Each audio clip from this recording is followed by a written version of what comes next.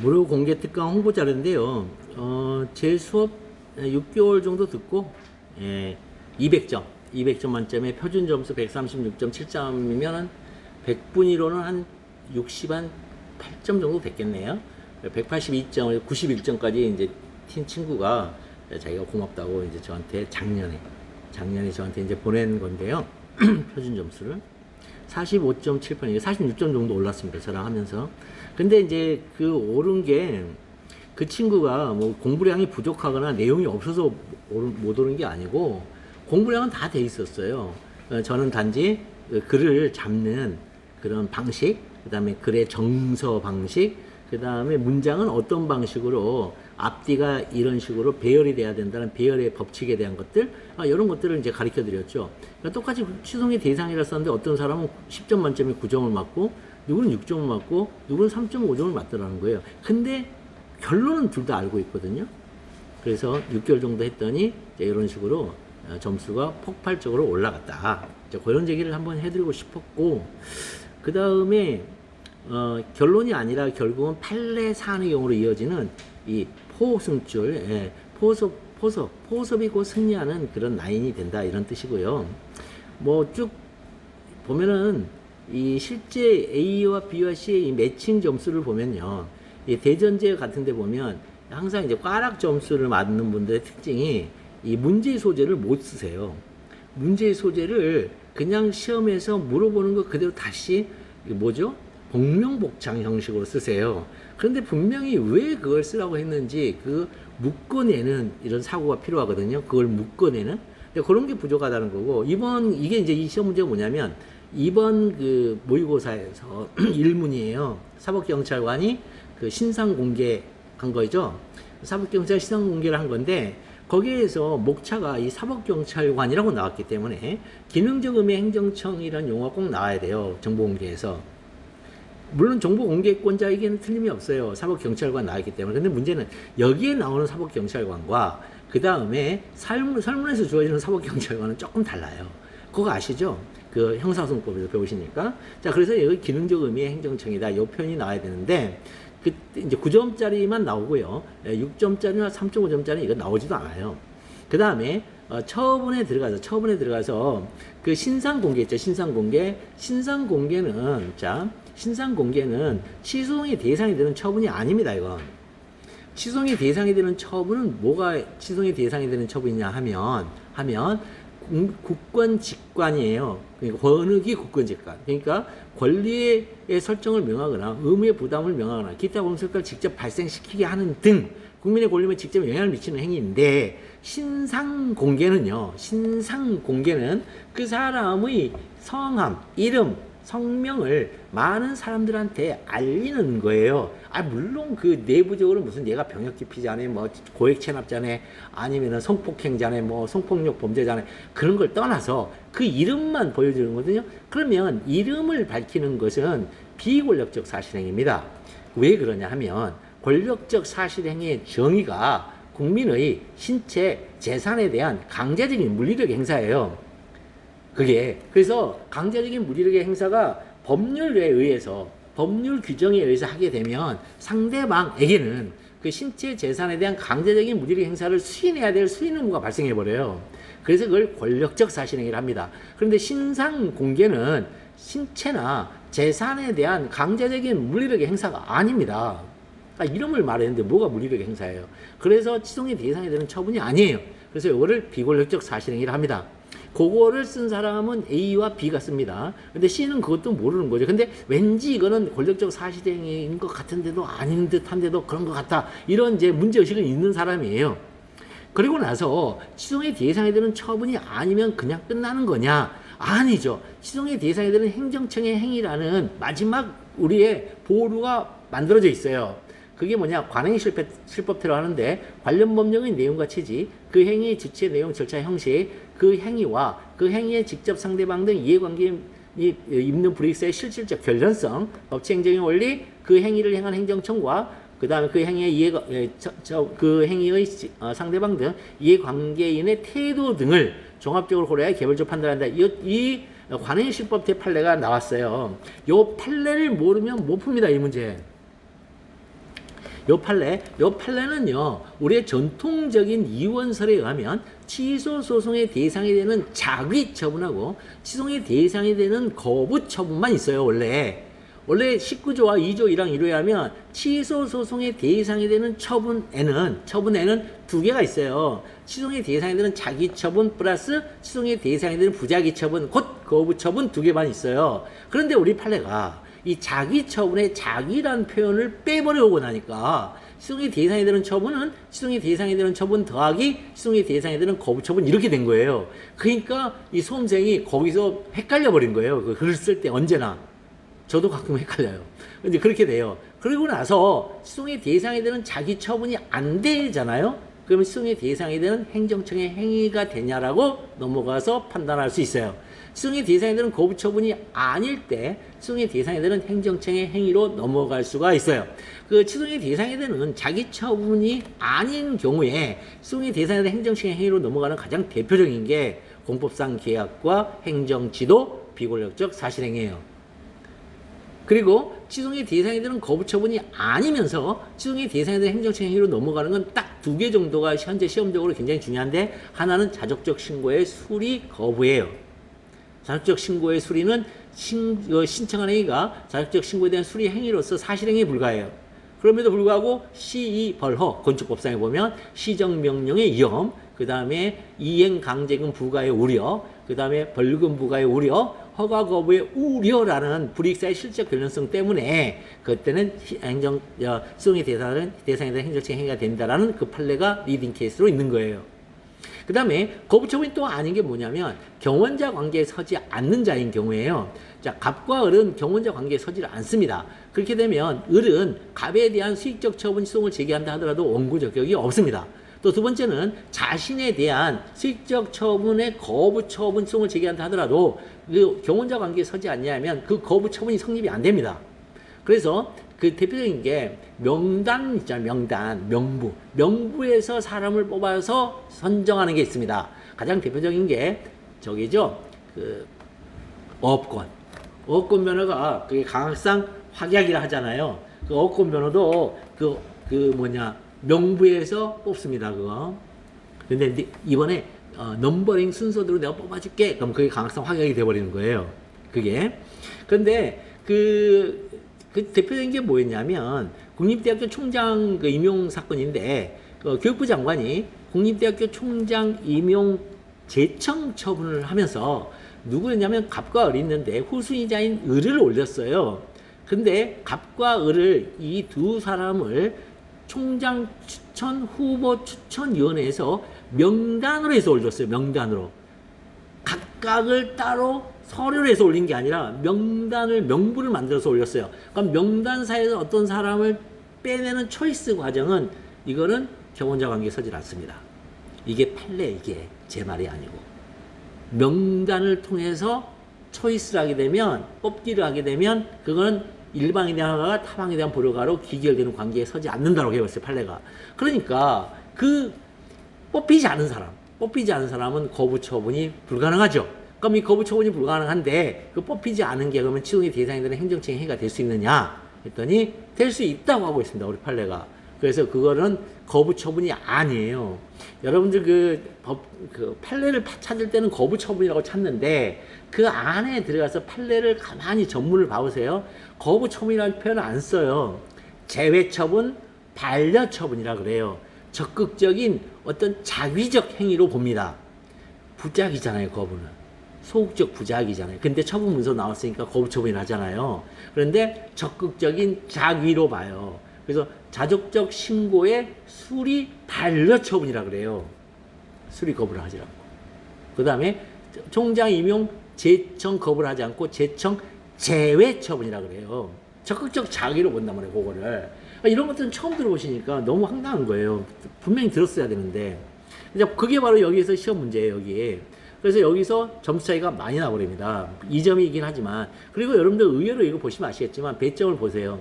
배점이 촘촘하잖아요. 그래서 촘촘하게 목차를 잘 쓰시면 내용이 조금 허술하더라도 점수가 그렇게 나질 않습니다. 근데 컨텐츠, 내용으로 써버리면 점수 차이는 무지막지합니다. 자, 그 다음에 그래서 여기서 저거 말하죠. 그 불이익이 뭐냐 할 때 수치심 자극, 명예훼손 불이익과의 실적 결연성이다. 이걸 꼭 쓰시면 되겠습니다. 그러니까 이런 식으로 이제 쓰라는 거예요. 그러니까 A, B, C가 어떤 사람 9점 맞고 어떤 사람은 6점 맞고 어떤 사람 3.5점을 맞냐 하는 거 보면 이 9점 맞는 사람 이걸 다 잘 써요. 그런데 6점 맞는 사람은 중간에 있잖아요. 이렇게 듬성듬성 어떤 건 심지어 쓰지도 못해요. 이렇게 보세요. 이게 실제 결연성, 관행실법들을 쓰지 못했는데 판례는 썼어요. 애매하게 이 사람 썼어요. 그러면 뭐예요? 3점 차이밖에 안 난다고요. 최고 점수와. 그러니까 제가 절대로 시험장 가서 포기하지 마라. 끝까지 어떤 식으로든 한 줄에 쓰려고 노력을 해라. 이런 데서 나오는 거예요. 이런 데서. 그 힘이. 근데 이 사람은 다 포기한 거예요, 지금요. 자, 그 다음에 세 답안의 결론은 같아요. 결론은 같단 말이죠. 근데 점수는 이 노란 칸에서 다 갈려요. 노란 두 칸에서. 이 노란 칸 이런 데 다 갈려요, 여기서. 그죠? 기능적 의미 행정청 이런 거 있잖아요. 사소한 것 같은데 굉장히 큰 거죠. 이런 데 노란 데서 갈려버려요. 이런 데서. 이런 데서. 자, 이런 거 잘 보시면서 어디가 정말 중요하냐 이런 거는 그냥 혼자서 막 하는 것보다는 조금 수업을 들어가면서 이렇게 귀에다가 좀 꽂히는 이렇게 자극으로 좀 들을 필요가 있습니다. 자, 그 다음에 답안 피드백도 해드립니다. 자, 그래서 정답 답안대로 완비된 답안이 됐다. 이거는 사법경찰관의 기능적 행정청으로 논증을 했고, 그 다음에 권력적 비골수 사실행위를 대비하면서 처분성을 부정한 흐름이 정확하다.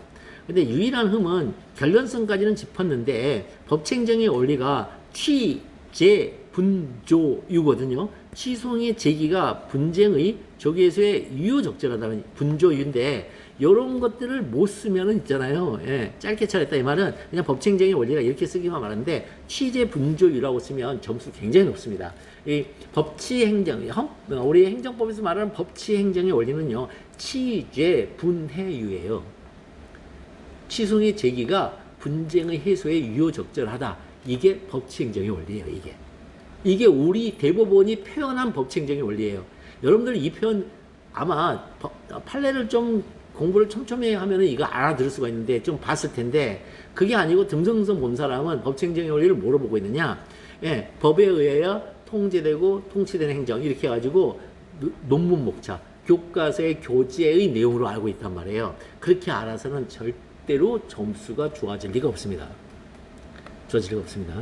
그 다음에 또 하나 이 말을 하니 갑자기 기억나는데 그 협의의 소익 있죠. 협의의 소익이 행정법 제4조 1호의 취소소송 제도를 통한 권리 보호의 현실적 필요성이에요. 그죠? 그럼 권리 보호의 현실적 필요성이 현실적이란 말이 무슨 뜻일까요? 이게 지금 내 레알 이런 현실일까요? 그 현실적 필요성이 그 현실이 뭘까요? 권리 보호의 현실적 필요성이 뭐예요? 현실적인. 그게 뭘까요? 그거요. 기속력의 결과 제거 의무입니다. 그게. 기속력의 내용이 결과 제거 의무를 통하여 제거되는 입법 결과가 있나? 이게 현실적 필요성이에요. 그 제거되는 입법한 결과 중에는 법률상 이게 침해도 있고 가중처분의 구체적 현실적인 위험의 제거도 있고 반복 처분의 구체적 현실적인 위험의 제거도 있고 그 다음에 부수적 이익의 회복도 있어요. 그 다음에 심지어 요 판례 가지고 직통으로 해결되는 게 그게 바로 저기 뭐죠? 태학 처분입니다. 그게. 태학 처분이에요. 직통으로 해결됩니다. 그게. 근데 그런 것들을 모르면 그 용어들이 어디서 도대체 나온 거지? 이렇게 하니까는 뭐로 이제 접근해 버리냐면 법학 베이스를 가진 사람은 그래도 어떻게든 법안 안에서 그거를 끄집어내려고 하는데 이제 법학 베이스가 없는 비법 베이스들은 전부 다 사회학적 논구에서 끌어와 버려요. 자기의 논증 구조에서. 그럼 거기가 꽈락이 맞게 되는 그런 크레이터가 돼요. 크레이터가 거기서. 자, 그 다음에 수험생 B는요. 방향과 결론을 맞는데 목차부터 일단 허술합니다. 여러분들한테 다 드렸죠. 이 자료는. 그래서 이 문제 절대 누락하면 안 되는 게 사법경찰관, 기능지검의 행정청을 독립목차로 논증하지 않고 사법경찰관도 행정청이므로 라고 하면서 언급을 했는데 일단 그렇게 넘어갔죠.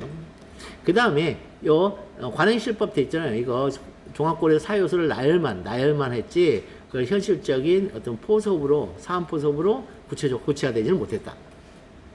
그래 봐야 3점 차이 나요. 이게. 물론 이제 이게 5문제로 돼버리면 15점 차이 나긴 합니다. 10시 일반 차이 나버리면. 근데 그렇게 차이 나는 경우는 거의 없습니다.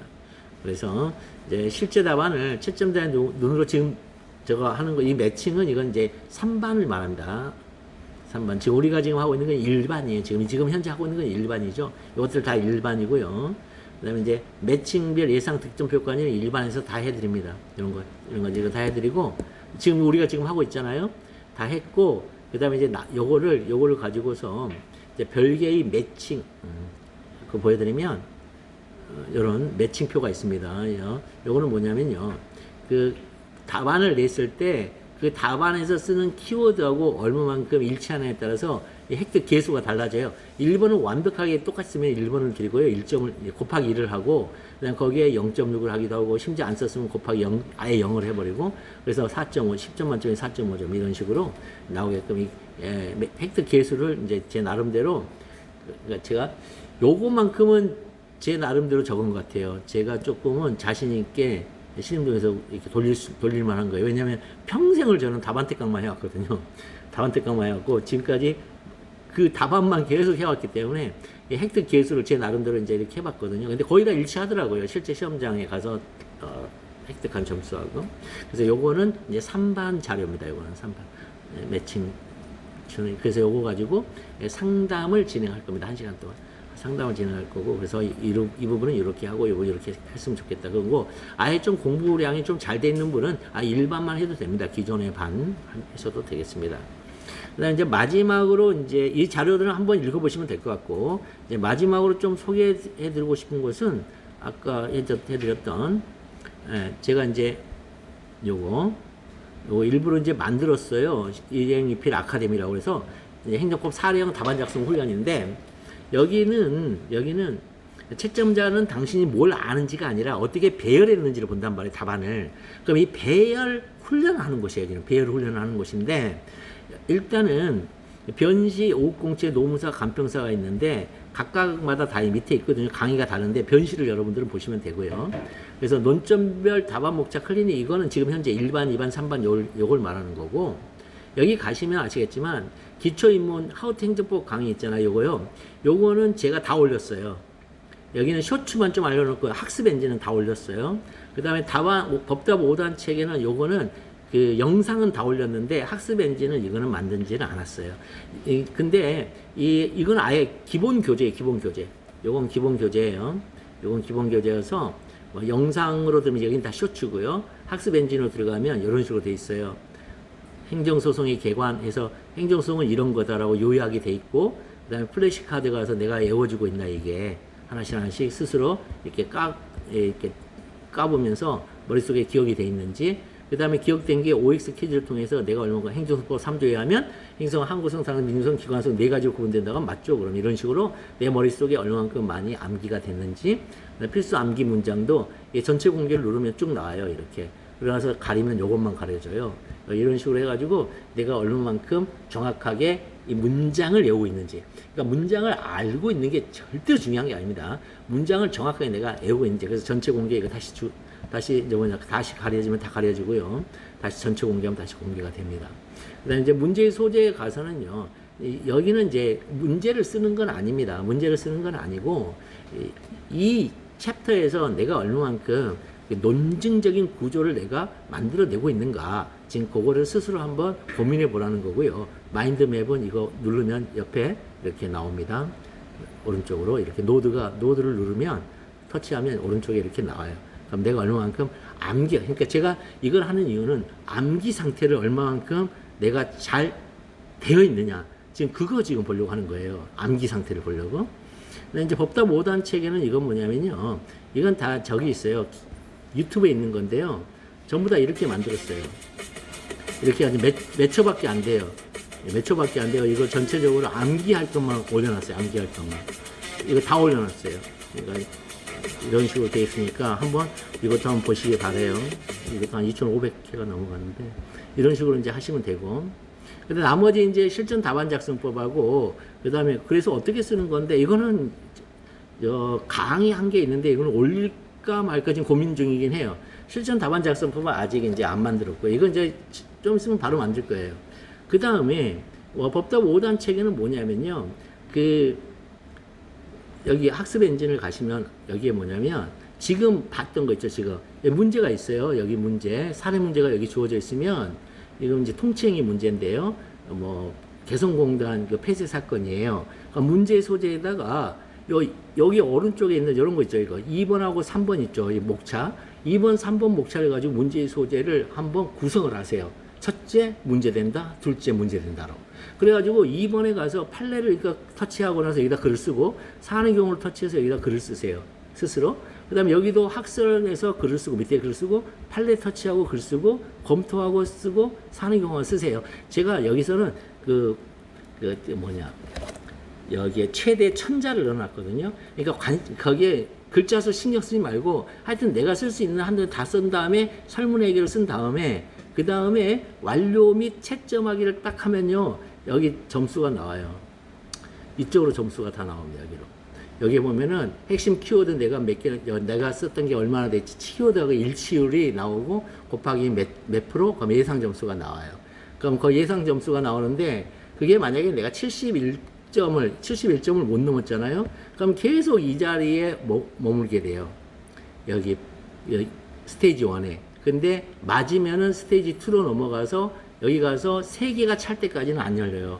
그 다음에 또 스테이지 2를 열어서 또 맞으면은 스테이지 3로 넘어가요. 그래서 5문제가 차기까지는 안 열려요. 그렇게 해가지고 이 암기 상태를 최대한 올리려고 해요.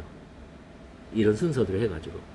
그래서 마지막 이제 클리어 스테이지로 다 넘어가 버리면 그러면 이제 할 게 없어요. 제가 이 180문제 다 올려드릴게요, 이거는. 지금 현재 50 몇 번까지 지금 올라갔거든요, 이게. 목차가. 그러니까 목차를 보고서 문제의 소재를 구성하세요. 목차를 보면서 문제 소재를 구성하면서 보면 이게 총 50 몇 문제까지 올라갔더라. 원고 접교까지는 올린 것 같아요. 53번까지. 52번? 52번까지 올렸어요, 여기. 52번. 여기 뭐예요? 하자승계까지 올렸어요, 하자승계까지. 하자승계까지 올렸고, 조만간 또 180개를 올릴 테니까 상급자 모드는 쓰지 마세요, 여기는. 여기는 원래 다 지워버리고, 여기서 문제 소재도 본인이 쓰고, 그 다음에 목차도 본인이 쓰고, 설문 해결도 본인이 다 쓰는 이쪽으로 이제 하려고 하는데, 초보자 모드에서 훈련을 하시면은 저절로 머릿속에 암기가 됩니다. 자, 이런 식으로 여기는 이용을 하시면 되겠어요. 그 다음에 이제, 여기는 뭐냐면, 이 법도 모단체 학습인지 이건 뭐냐면, 내가 어떻게 써야 문제의 소재, 뭐뭐의 인지역으로 어떻게 넘어가지, 그걸 이제 공부하려고 하는 거예요, 여기가요. 여기는 가끔 가다가 내가 답안 쓰는 데 있어서 조금 논증이 흔들린다 그러면 여기 와서 그냥 재미삼아 한번 보시면 되겠어요. 그 다음에 이제 교재, 이거는 이제 교재 판매 책 파는 데고요. 그 다음에 여기는 뭐냐면, 지금 현재 여러분들 177일 남았어요, 변시가. 26주 남았어요. 진짜로. 이거 제가 이제 가상으로 넣은 날짜가 아니고 내년 날짜거든요. 그럼 나만의 6단계 계획은 이건 뭐냐면, 내가 공부를 어떻게 할 거지 자신이 주간 계획표를 세우는 건데, 그 활용법을 한번 보시면은 딱 한 번만 시작할 때 설정하면 돼요. 이 설정 탭에서 여기서. 그래서 시험일을 내가 먼저 넣고, 내 시험은 변시다. 그래서 시험일이 매도 며칠이다. 이렇게 넣어주시고요. 그 다음에 목차는 뭐냐면, 내가 어떤 지금 현재 책을 공부하고 있는 거냐. 그러니까 우리가 이제 책의 7권을 공부하잖아요.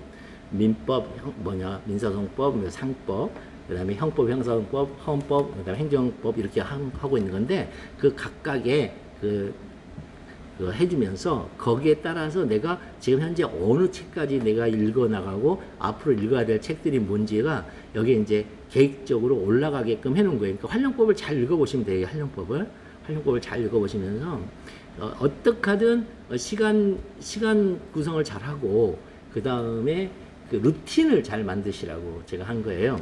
그래서 여기도 학습 시간도 체크가 뭐냐면 40개 이상을 체크하시라고 한 거예요. 1시간짜리.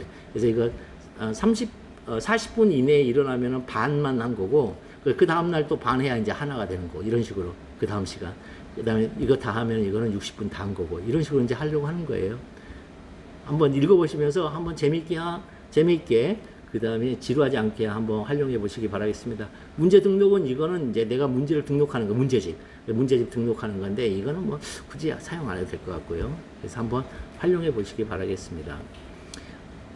어쨌든 열심히 하셔가지고, 특히 이쪽에 사이트 활용하시면서 그 끝까지 도움을 많이 받으시면서 어느 지점이 어떤 주제가 나는 되게 어렵네, 그러면 쇼츠 활용해서 한번 들으면 돼요. 쇼츠는 이게 제가 쇼츠는 24초에서 28초예요. 그러니까 30초가 안 넘어가요. 어떤 쇼츠도. 그러니까 살짝 이렇게 보면서 아 그게 그거였어? 아 그거였어? 이렇게 언뜻 좀 번개불처럼 번개불에 콩고 먹듯이 그냥 파삭 넘어갈 수 있게끔 그렇게 이제 구성을 하려고 하는 거거든요. 한번 좀 들어보시고 큰 도움을 받으시기를 진심으로 바라겠습니다. 이렇게 소개 시간을 마치겠습니다. 네, 수고 많으셨고요. 어쨌든 좋은 결과 있길 바라겠습니다. 수고하셨습니다.